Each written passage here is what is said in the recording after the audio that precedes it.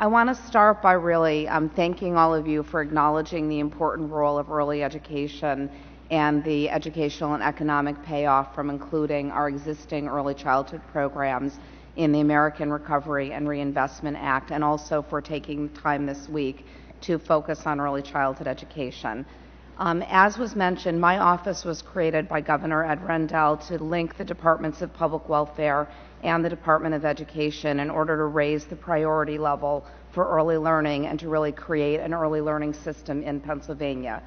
Improving the national track record for investments and outcomes for our young children is essential. And based on our experiences in Pennsylvania, I have 3 points that I want to make while I'm here today. The first, of course, is that there is no silver bullet, not just one investment or one program that works. What matters, regardless of the early childhood program, is a common framework of high standards, accountability, and very importantly, sufficient investment to make a difference. Secondly, the federal government has not been sufficiently proactive in this area and has left too much for the states to do, particularly in the area of financing. And third, proper public sector governance needs to be a focus in order to assure both good outcomes for children and the efficient use of our public dollars. So first, let me start by saying that to meet our children's and families' needs, we need a continuum of quality services. We can and we should expect to make investments in programs with different names, such as child care, pre-kindergarten, and Head Start, for example. And we should be expecting to invest in infants, toddlers, and preschoolers in each and every year until they enter school. In Pennsylvania, we take advantage of an existing array of early childhood providers to create our system and to respond to the very diverse needs of our young children and their families.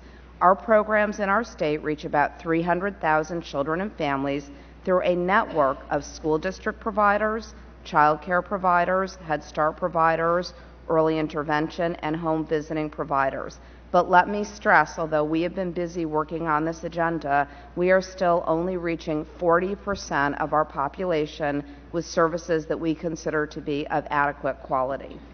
We insist in Pennsylvania that our programs do share certain commonalities. They have to meet high program and specific early learning standards, and I brought these just to show. We actually have published all of our standards pre-K through second grade.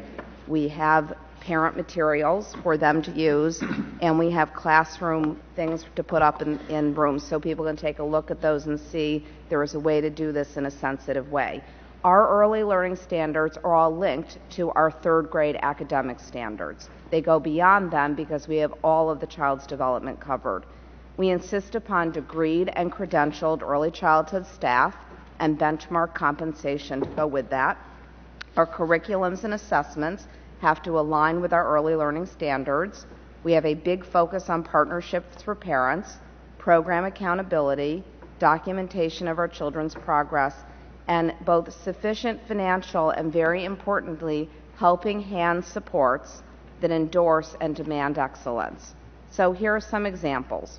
We systematically and voluntarily are improving child care quality through Keystone Stars. This integrates research-based standards and ratings, improvement supports, and Sue's going to talk a little bit more about Teach and Wages. We're a big investor in Teach, and we have a version of Wages inside of Keystone Stars, and very importantly, financial resources. An independent evaluation of our Keystone Stars program shows that our program reversed a 10-year decline in Pennsylvania in child care quality. Nearly 80% of our centers voluntarily participate, and last year 25% of them moved up at least one star level. We're serving 170,000 children in this program, and increasingly our most vulnerable working families who participate in our child care work subsidy program are increasingly selecting Keystone Stars providers. Each month we see an uptick of maybe 1 or 2% more, so we're well over 40% of the families at this point. Another example, through our PA Pre-K Counts program, we reach at-risk 3- and 4-year-olds and we use our Keystone Stars 3 and 4 providers, school districts, and Head Start to field this program. In our startup year, which was 07-08, I am very proud to say that we both met all of our enrollment targets. We enrolled 12,000 children in less than 3 months in the first year, and 94% of those kids finished the school year with age-appropriate skills and behavior or emerging age-appropriate skills and behavior, something we consider to be a stunning first-year success rate. For at-risk infants and toddlers, we have home visiting through Nurse-Family Partnership and the Parent-Child Home Literacy Program.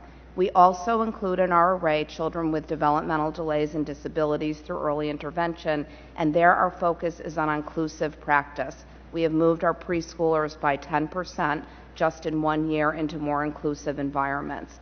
We support Head Start by adding state dollars to enroll more children, and to our knowledge, we're the only state in the country to house all of these programs in one office. Now, as I said, we cannot serve our children and families well using a silver bullet approach that focuses on just one program, one age group, or one financing stream. So key elements of our framework include high standards and expectations for program quality. These must be based on research and experience and focused on the best outcomes for our children. The professional preparation and ongoing education of our teachers and administrators. It is not enough to tell our teachers and administrators to achieve high standards. We have to give them assistance to help them get there and to maintain their excellence. Accountability for results is another focus. A practical way goes with that to help people in the broader community understand the results and why they matter for our entire society. And of course, financial supports, I cannot stress this enough, linked very directly and clearly to the standards we articulate at sufficient levels to get the job done. So our framework reminds us the work is complex, but it can be broken down into a realistic and achievable strategy.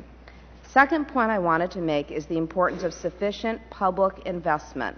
The established funding streams at the federal level, the Child Care and Development Block Grant, Head Start, IDEA, Early Intervention for infants, toddlers, and preschoolers, are not keeping pace with need. We are one of only 8 states in the country to have consistently been improving our state investment in a full continuum of early childhood programs. We are making progress, but we have major gaps in our services. We started 5 years ago, only 20% of our kids had access to a decent quality program. Today we're at 40%. This is possible because of our new state dollars. We have children at risk in every county, every city, and every state in the U.S. New funding is needed to help close a staggering gap between those children, those at risk of school failure in particular, who are in our quality early learning programs, and those who are not. We need to assure a public funding base for early education, just as we work to assure public funding commitment to K-12. What does that mean? I'll try to get to the end here. We have to significantly deepen our investment in our established federal programs and funding streams, but we also need to commit to new federal funding that will push a unified approach across all the early childhood programs, insist that the states have meaningful research-based standards and accountability based on nationally acceptable minimums. That will facilitate coherence in the programs and produce quality results, and I believe it can be done with sensitivity to state implementation needs. The last point that I want to make has to do with the organization of the programs and the resources to have that happen. Our families really do not care, in my experience, what we call the programs. They just want to know when they are enrolling their child in a program that it is of good quality and it is responsive to their needs, and they do want to know when we're using public dollars that the dollars are efficient and well leveraged. As we mentioned, in Pennsylvania, we solved this problem when we created my office. It has given us great access into both educational resources and health and human services. We have a single staff to do the work, a consistent framework across the programs. We have to find a way for the federal government to do the same. In summary, there is not just one program that works. Children need this continuum of early learning services. We need a commitment to infants, toddlers, and preschoolers alike. It is just fine to have programs with different names, different hours of service. It is objectionable, though, to have programs that don't have the same expectations for outcomes for children, the same standards for serving our children, the same expectations for performance and accountability, and sufficient financing. Again, our parents expect that when a program opens its doors to them, it will serve them and our children well. From these simple precepts, I think there are several lessons then that we can take to inform the next phase of federal investment and policy. Thank you.